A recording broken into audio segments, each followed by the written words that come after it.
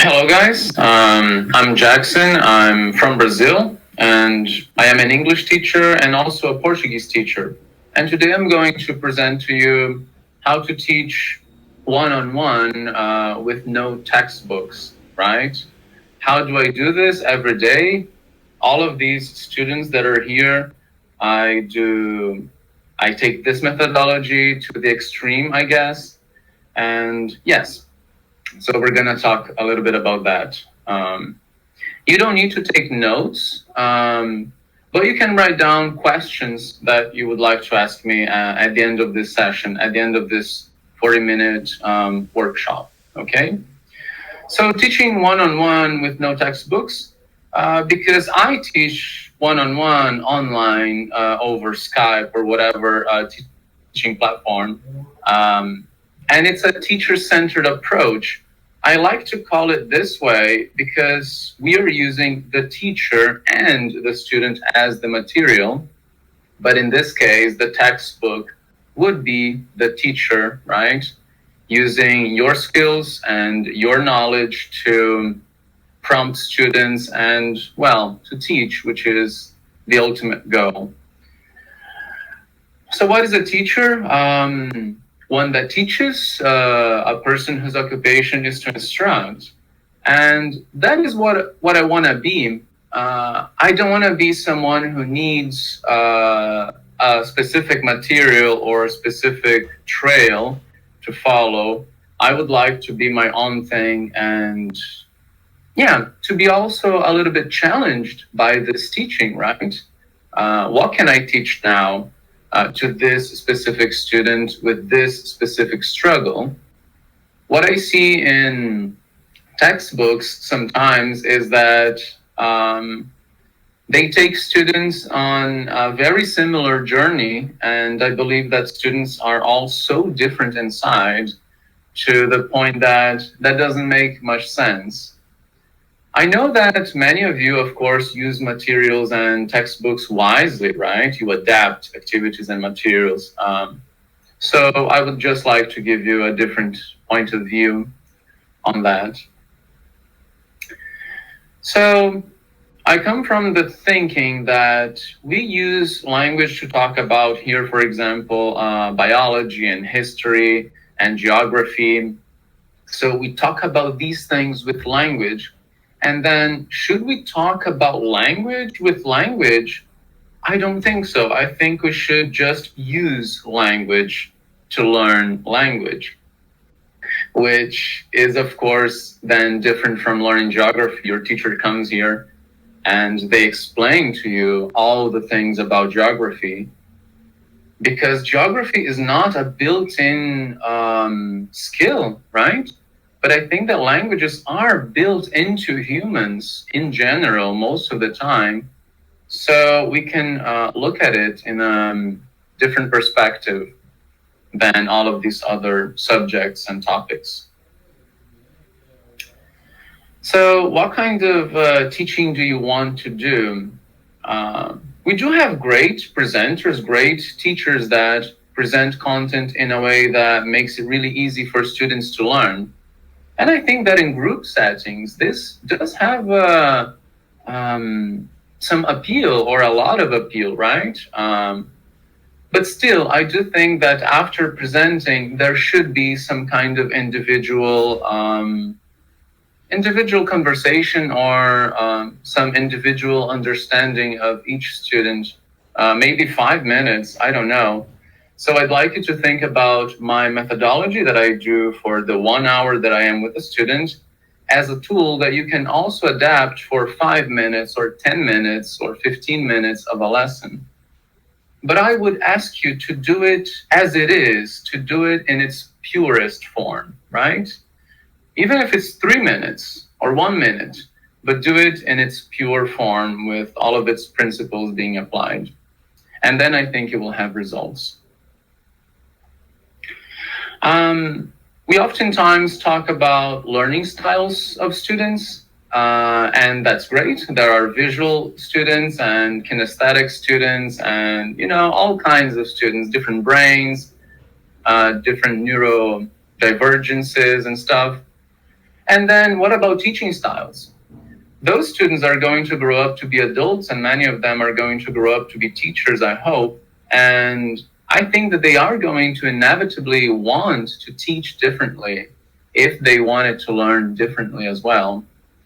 So I feel like teaching has been put into one kind of box when there are people that could be benefiting themselves and their students from teaching in a style that is more appropriate to the way that they learn, therefore to the way that they teach. And I think that's my case.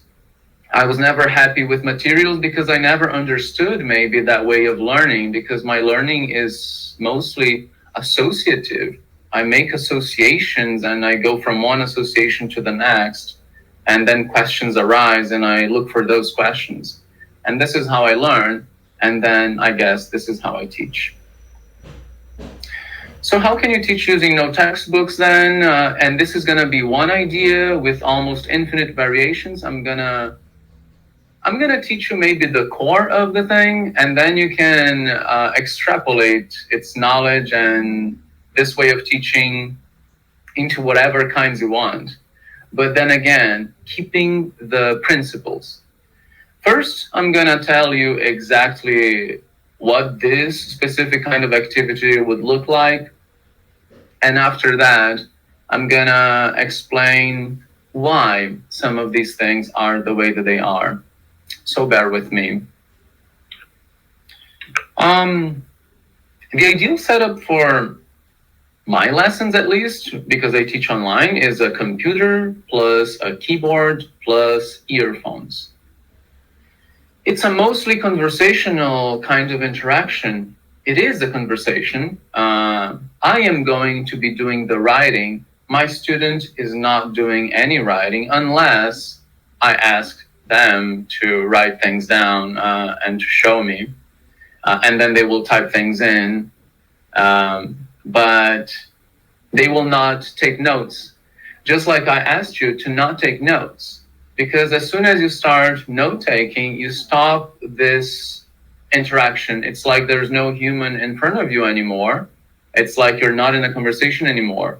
And what I want with my students is to have a conversation with them that will be 100% linguistically focused, but it's a back and forth anyway. So as soon as they have their eyes down, they're not in it anymore. As soon as they're scrolling down something, they're not in it anymore. So something that I do not see in my practice is students using their phones, students looking down. They are all the time looking at me with exchanges. We are exchanging things face to face during the 1 hour. What if the student only has a phone? It's less immersive, it's more complicated. To me as a teacher, it's more confusing because the camera keeps trembling and stuff, and it keeps shaking. And then I sometimes lose focus, or I get a little bit anxious. So in my case, maybe a computer is advisable if the student wants to continue the process. And also for writing things down. If they don't have a keyboard, even if a Bluetooth one, then they're not going to be able to do this. And this is something that I use a lot. You will see why later as well. So I'll make things simple, as I told you, and then you can extrapolate knowledge and do whatever you want with this methodology. But first, you get a random word generator, and I will give you many options, at least 2 that I use all the time. And you can have a random verb or a random word or a random picture, anything that's random, really. Anything that the student can have and you don't have, basically. So I use this one very often, and it has multiple languages. So if you teach multiple languages, I teach Portuguese and English, so I just choose the language. And then, okay, my student got a word, and now I will tell you what usually happens after they get a word that I don't have. So The methodology is comprised of a triad. It's the lesson, and then the copying, and then the transcribing. I will explain each of them as well. But first, we're going to see, I'm sorry about the dogs. First, we're going to see the lesson part. So I will say that a beginner student has a word because usually teachers are confused about how a beginner student would be able to do this freestyling in this methodology with no textbooks, right? How does a beginner feel in this context? Because you can imagine an intermediate or advanced student doing well at this. They just want to talk. But beginner students need more than just talking because they cannot even just talk. So the student will tell me in their native language or in English, of course, which is the language that I speak, or in Portuguese if they're learning English. So in their native language or in a common language, whatever they want to say. And I will give it to them. I will write it down. I will translate it to them. But I will uppercase it. I will make it uppercase, capital letters. Everything that I give them, that they're not giving to me, I am providing, is going to be in uppercase. And you will know why a little bit later. And then I will give them the words in uppercase, and they will keep talking and describing something, describing the word, until I'm able to guess it. The reason for this is that if they have something that I don't have, but they're learning the language related to that, it means that immediately there is functionality in that language because I don't have that word and I need that word. So they must be accurate and they must really speak their minds in order to get me to guess that word. You know, this is different from both of us seeing the word and them describing. Because in that case, they are placing a little bit of the burden of the description or of the understanding on my shoulders.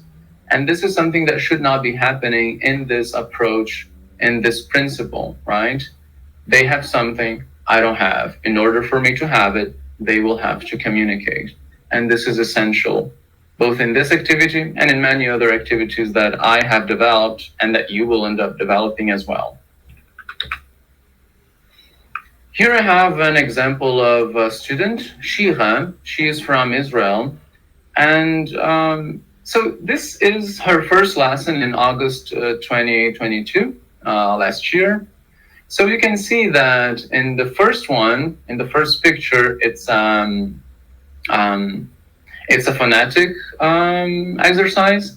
I said the word maybe, talvez, and she produced the first one, and then I said again, she produced the second one, and then I said it again and again and again until she was able to get it, until she was able to spell it. So this is one characteristic of this methodology. I will go in depth later in the phonetic part. So you can see that there's a lot of uppercase, right? In the first sentence there, isso é mamífero, this is a mammal. She didn't know one and she didn't know mammal. And then it is brown, ele é marrom. So she didn't have those words as well. So she said those words in English to me. I gave it to her. I gave it to her and had her pronounce it. I didn't have her write it down in this moment because there are other exercises to help her connect phonetic to writing. This would take too much space and time and effort. And then I write it down for my students. This may be a characteristic of teachers that will love teaching this way, typing. I type a lot. I type all the time. I need to do the work in order for my student to not worry about doing that in this specific moment. So it's kind of essential that the teacher takes a lot of the responsibility for the correcting and writing without interrupting them in their functionality. And this is a lesson. So we had the lesson and she described, oh, sorry, let me go back. So the animal that she was describing was a horse, which you can see there in the end, cavalo, because I guessed it. Fine.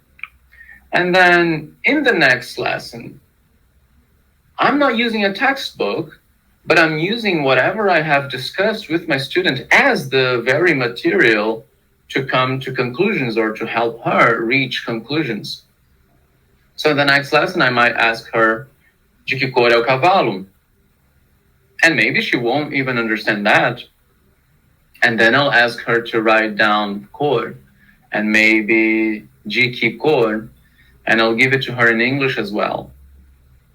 And then she should give me the word marrom if she did the homework, which is what I'm going to explain later as well.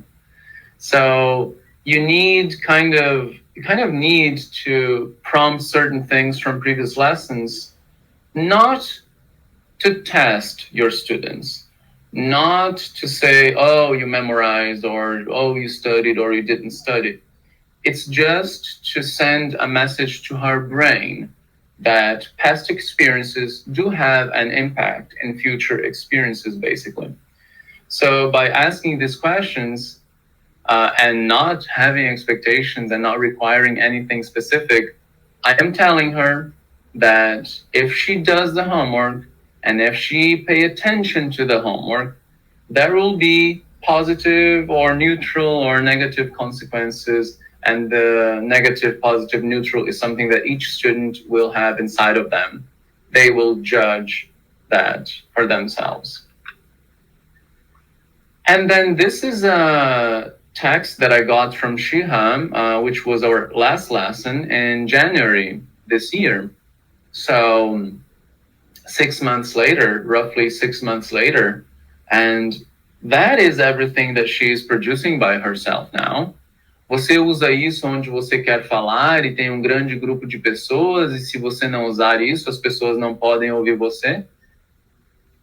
Only the word usa there in the beginning she didn't get right. Probably it was a conjugation issue, and then I corrected and uppercased. All the rest was something that I wrote for her, but I wrote in lowercase because she did it right. She said it all right. All the grammar was right.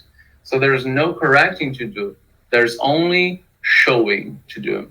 I'm not only correcting, I'm also showing and proving that whatever she said, she can trust. Because I believe that fluency is not when you learn things, it's actually when you trust the things that you have learned. So if you learned a word and you recognize it in maybe text, but you don't trust it, then you will not use it. You need to trust it. And for trusting something, I believe you need to say it yourself with your voice and with intention and with functionality. You want something out of it and you use that word. That's when you start trusting a word. And I think that this is the primary opportunity that I'm giving to my students, the opportunity to say things for themselves with a goal in mind or with functionality. So in that case, I didn't even guess the word. She had to say it to me, which is something that I don't recommend. And then down there, you can see some more of her language. I'm just showing this to you to say that she has definitely improved in 6 months. But I am using her as well because she was one student that did all the homework all the time. And then this is really important. Okay, we can ditch textbooks, but other things will need to happen for sure. Differently from using a textbook where you work and learn during the lesson, here we are more like discussing things during the lesson, but the learning will be done when all of the methodology is actually integrated and comes together. The learning does not happen typically, mainly for students that don't do the homework in the lesson. And here I have another student. He came to me in September 2020. And here what calls my attention is that he could only say 297 words in this session, in this 1 hour session. So for some students, it's not so much the accuracy, it's again the trusting language, right? It's slow. It's a slow speaking, it's a slow process. They need somebody to help them become faster at thinking in the language. And this is another great use of this methodology, helping students become faster and faster at speaking the language, because they trust things more, because they're writing down so much of the language that they themselves said. So they're attaching real memories and opinions that they had to correct language that I provided to them. Therefore, they have so many instances of certain bits of language being trusted and trusted again and trusted again, to the point that it becomes just faster, because easier language gets stable so that newer, harder language can have a place and can have an opportunity to be learned or to be processed. So these are some of the mistakes that he made in one of his lessons, because he stopped due to personal issues and then restarted in June 2021. And then something that I would do here for planning for the next session would be something like that, filling in the blanks, but orally, all the time orally. I will not write this sentence down because I'm testing their ability to comprehend, basically. So I understand beep, I usually do this, and then I understood beep. And then they need to say something that makes sense in there. Have you tried beep? So here I'm asking them to ask me a question using have you tried? Because I had corrected him previously. So if he did the homework, he should be aware that that's something. Many methods are not beep. So in this case, I'm asking this in order to see if they remember the word effective. Milan specifically is a student that came to me and he barely looked at me in the beginning. He was so shy and he didn't trust any of his English, in spite of the fact that he did have some. And this is something that maybe is the most pressing issue that made me develop these strategies and this particular methodology. Because many students go years and years into schools using books most of the time, and they come out of it with some kind of vocabulary, some kind of language, but it's not integrated and it's not trusted. I go again to the trusting thing. If you don't have instances of yourself speaking the language freely, I don't think you will trust language. You will always be sheepish when using language, in a way. So the student tries to say everything that runs through their mind, and I encourage this a lot. When they don't do that, then I have a harder job at prompting. So I need to do a lot of the fill in the blanks things, like today and then they complete it, right? Just to get the thing going. But this is not coming from a material. Maybe it's random. Maybe I get a random word and I use that word to prompt something. They shouldn't. This is something that happens in traditional methodologies. Students limit their production by the words that they know. So the words that they actually know dictate what they're going to say. And I want to avoid this as much as I can. I want them to say things that are exactly what they wanted to say, regardless of level. I don't see levels. I don't work with levels. I don't even advertise my lessons as levels. There's just once weekly package, twice weekly package, and no frequency required package, basically. Because I don't see levels in students, because I think it's a soup as well. If you make a mistake, just go on. And then I don't correct students on spot for functional mistakes, things that they said that are not completely right, but I understood, and any American person would have understood as well. So I feel like I cannot correct on spot in that moment. But if it's a dysfunctional mistake, which is like something that doesn't make any sense, then I can correct them. And probably I will not just correct them, I will ask them to write down, to type it in. They need, because this is a stronger, not punishment, but it's a stronger memory. It's attaching memory in a way that is stronger. Don't over support. I see many students over supporting students, and it's like you go to the gym, but your instructor is kind of lifting 50% of the weight for you. I'd rather they struggle more, but process language more. And sometimes some students find it too frustrating. And then that's where I need to come in with a little bit of coaching and say that it is really frustrating and it is part of the methodology and it's not a problem, right? If it's too frustrating, let's skip. Let's go to the next random word and it's okay. We don't need to work on it there, right? So of course, you need to have a balance. Now let's go to the copying.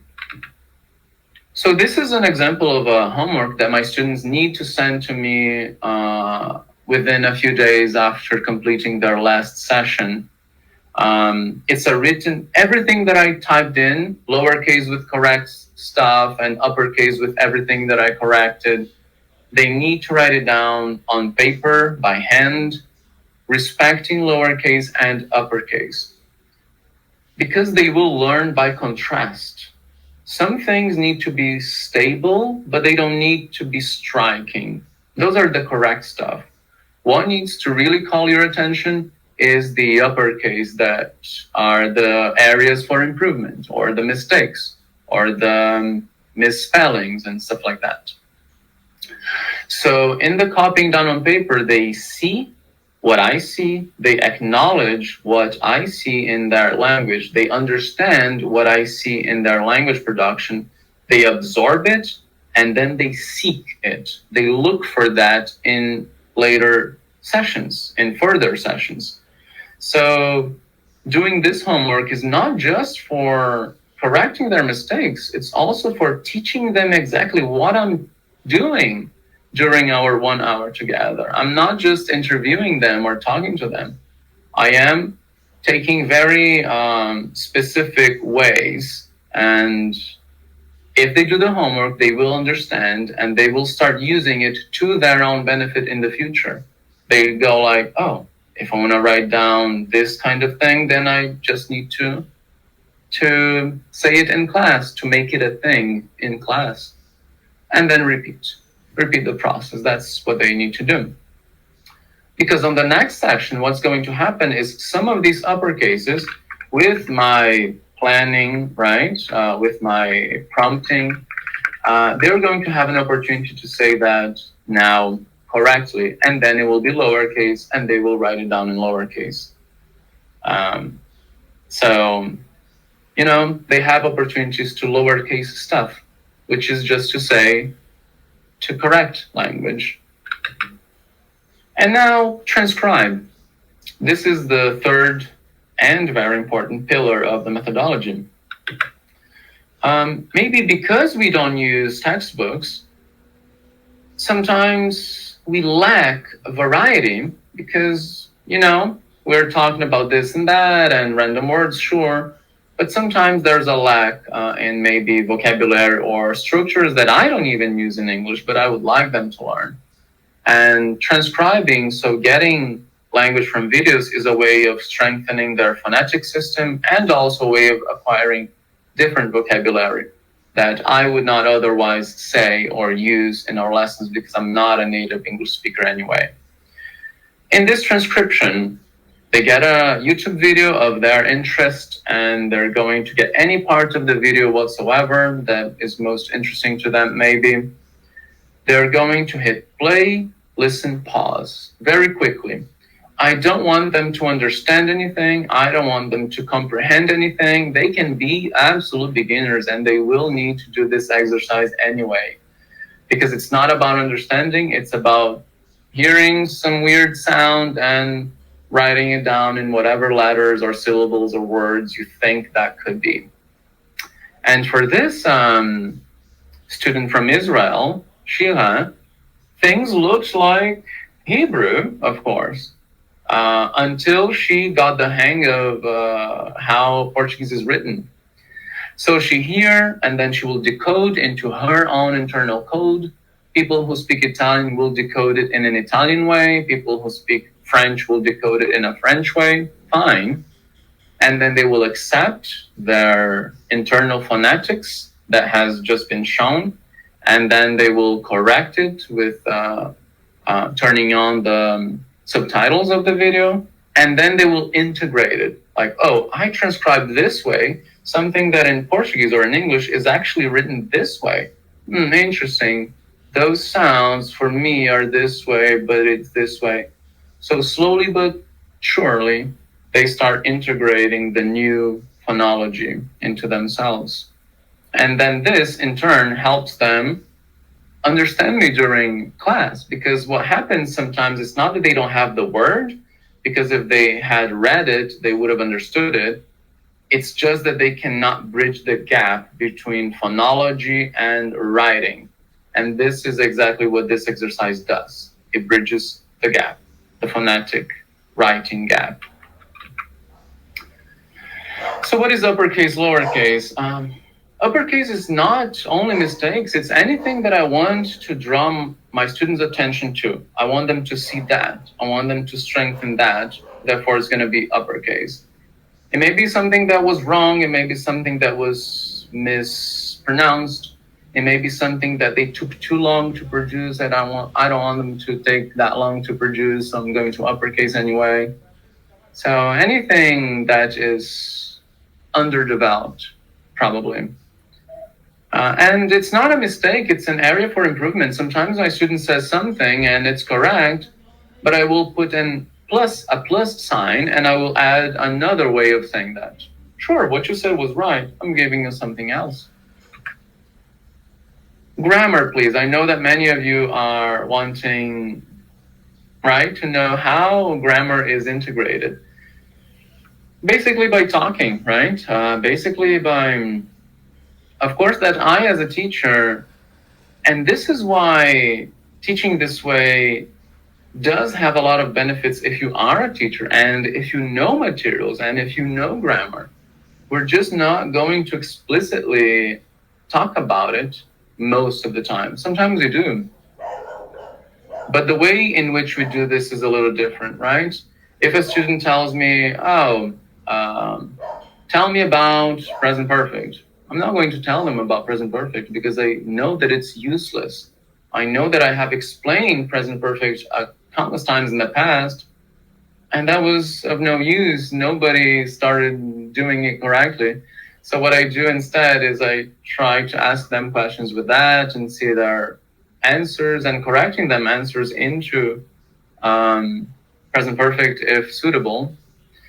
And for example, here, I'll and I will, I may write it down. I may not even tell my students, but I'm writing it down because they will write it down on paper later on. And then with another student, he wanted to know the difference between I won't and I want.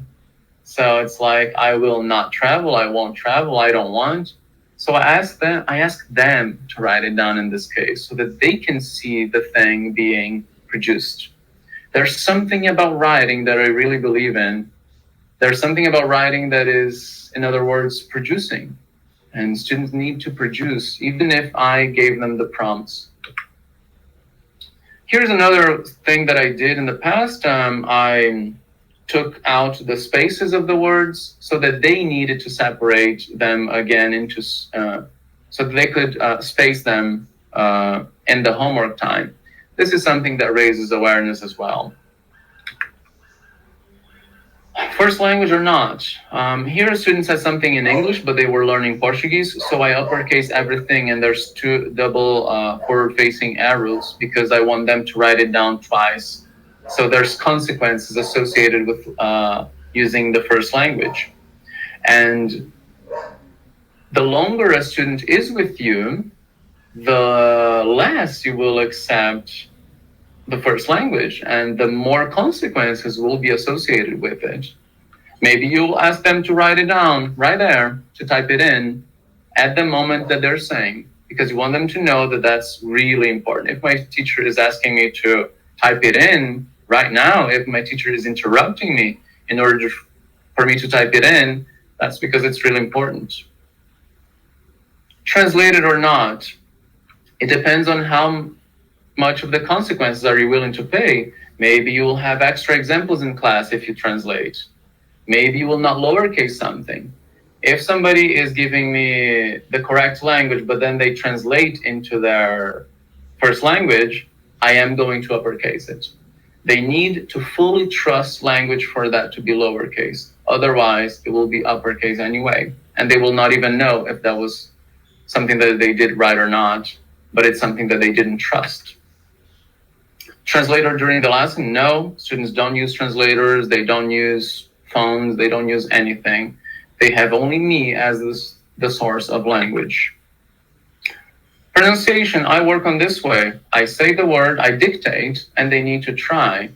And I may then dictate other words that have similar phonetics to help them, but I will never give them a word and pronounce it for them. Never. I will always do the opposite, the reverse engineering. Repeat things or not?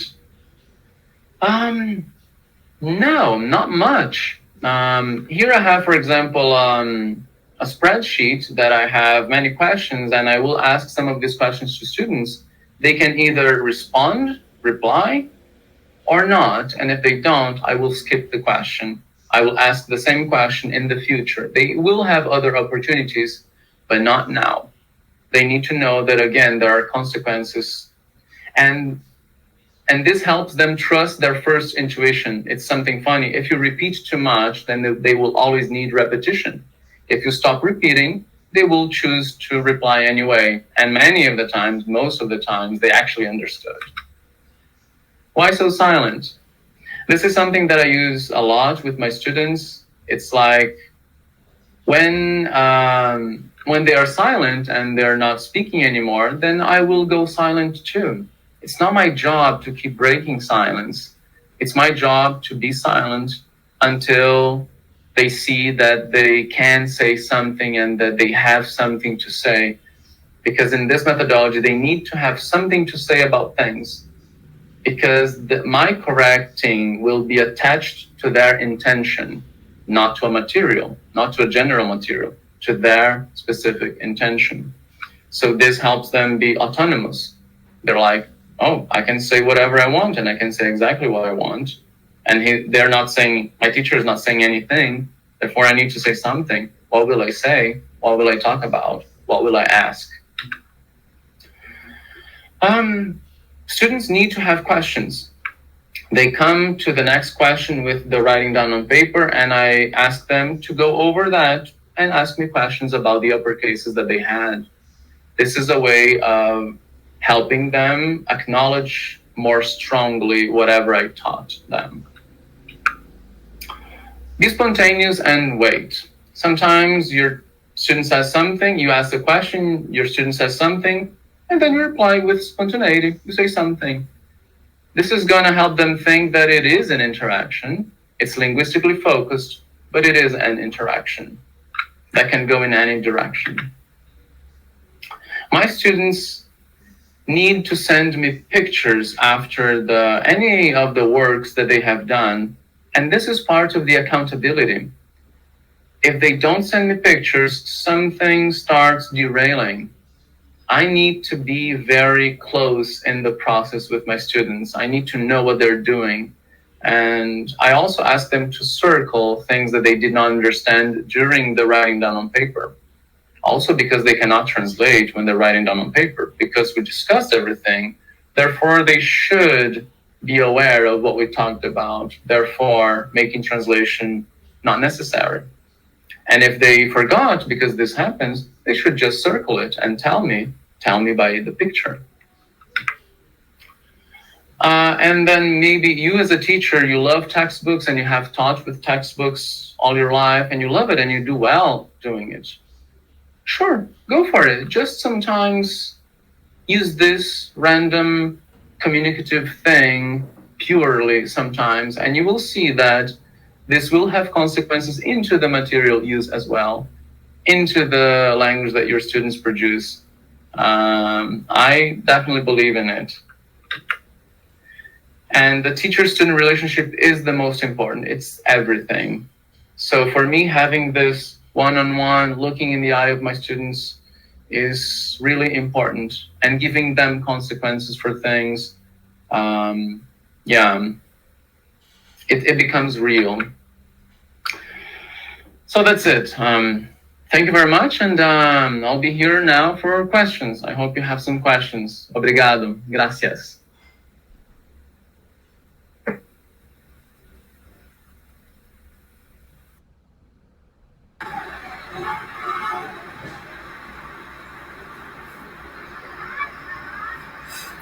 Thank you very much, Jackson, for your beautiful talk and a very interesting talk. Right now, I would like to proceed to ask questions from the audience, if you're so nice. So, Veronica Jocelyn Cruz asks, how do students know about the progress with this approach? First of all, hello to everybody that is here and watching the session. I appreciate all the questions, and I'm going to try to go over all of them. So, Veronica, right? Yes. How does the student know their progress? Yeah, this is actually fairly visible, because if they made a mistake, then I corrected it to uppercase. But if they use language correctly, then it's going to be lowercase in the feedback. So for students that ask me, am I improving? I just tell them, look at your feedback. If something that was uppercase in the past is now lowercase, that means you did something, you corrected something, and you're improving. So it's actually in the hands of the student to just look at it, and it's going to be very visible to them. Okay. Andrea Montoya asks, what strategies do you use in order to choose the topics to be taught?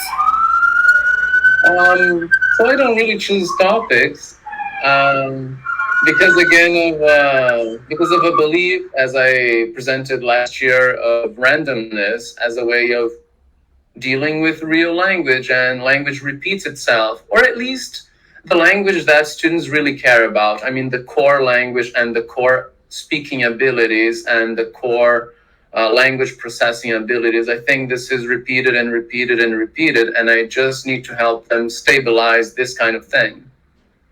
So I don't really choose topics. I think that words come in all shapes and forms in every possible topic. Veronica Rodriguez asks, what strategies can I use when my students are shy to speak? Yeah, very good. I found that very interesting, because actually one of my slides is, if they go silent, then I go silent as well. If my student is not speaking, then why are they in front of me? Why are they booking lessons with me? I just need to wait and let them break that cycle and start saying something. If they don't say something, then I'm not really going to interact with them. So actually, this was one of the key points when I started developing this way of teaching. Like, why do students not speak if they want to speak? And then I just started to go silent, and then they start speaking. So anytime that I'm actually having to do too much of the work, it's because they are not doing their work. So I kind of stop doing my work so that they begin doing their work. And this unleashes talking, speaking. Interesting. Saika Carolina Belmonte asks, is this a strategy suitable for SEND students, meaning special educational needs or disabilities? Mm-hmm. I didn't know the acronym, but I often think about that, because I am level 1 autistic, or for some people ADHD and gifted. So I am neurodivergent as well. And sometimes I do get students that are neurodivergent as well, in many shapes and forms. And I think it's really beneficial for them. I think that many of them are not going to be able to sit and listen to a lecture and get an explanation and work on that. No, they need to have their internal world processed with help.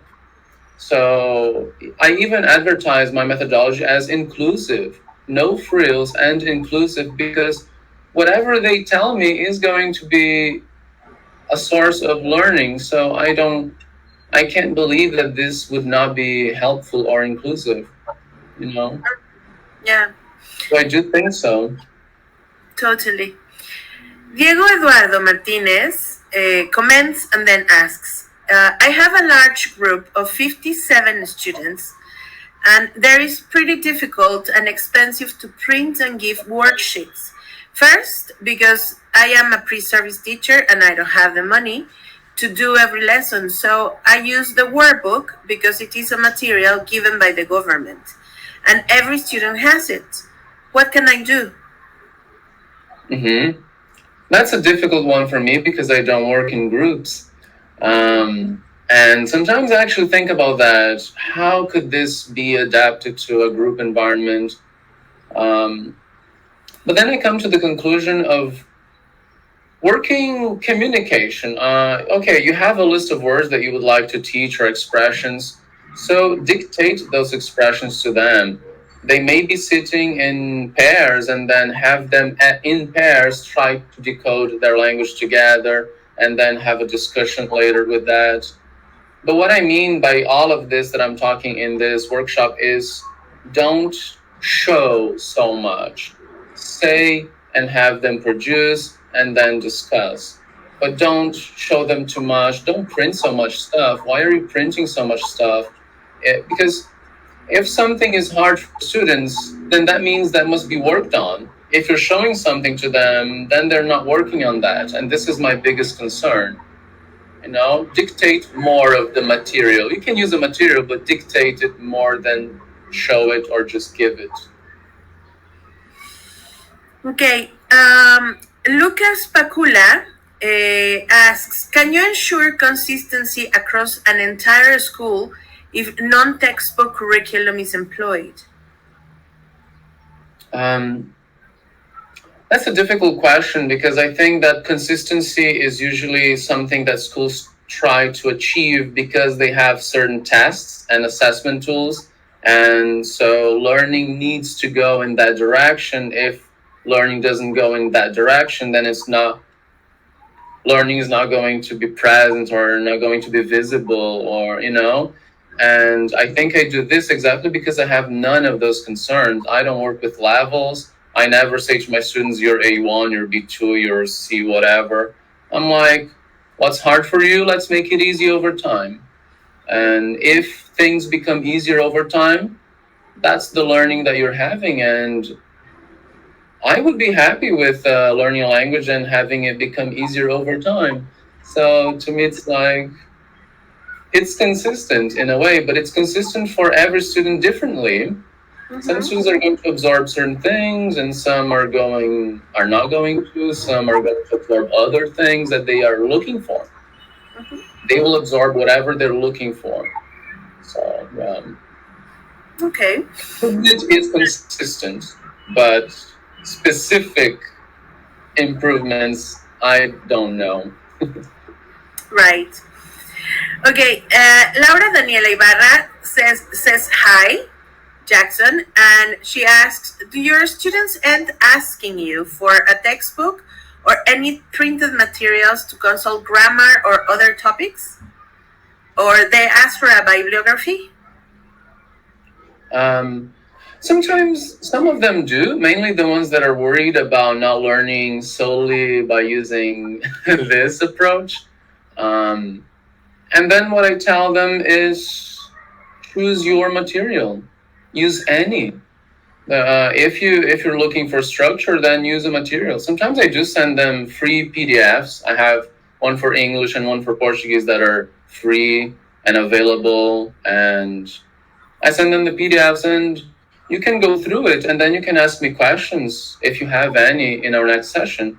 But I'm not going to work on that with you during our time together because our time is supposed to be for deeper, harder language processing, not a book, for example.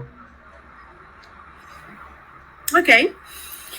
Jose Antonio Perez Carrillo asks, according to you, how long will it take to master communication in students comparing to the use of a textbook? Again, please. According to you, how long will it take to master communication in students compared to the ones that are using a textbook? If we're not measuring improvement in terms of how much vocabulary one has, but yes, in terms of how comfortable one is when using the language, then I think that this approach has much more to offer to the student in feeling comfortable speaking the language and using it in whatever level they are in. If they're basic, then they will get comfortable with their basic. Because nothing will go unchecked. I think that with books, something that happens is that things go unchecked. I didn't learn this very well, but it passes, and you go to the next lesson. And then, yeah, I got 50% of this, but then you go ahead anyway, for some reason, because of the way that assessment is done, or because assessment is not processing their entire language corpus, whatever. And I work on everything that a student says, right? So I think that in this methodology, language becomes stable sooner than if they were using a book. Maybe they would get more words, but they would still be anxious, maybe, when producing language. Saida Jarim Alvarez asks, how do you deal with tiredness or boredom? I have felt that some points when teaching one-to-one classes start getting monotonous. Randomness. Go to the random word website. They have a word. You don't have the word. They need to describe it. You need to guess it. This will solve any kind of possible boredom that there might be. They have a task, and you need to help them as a teacher so they get engaged. They have something to do.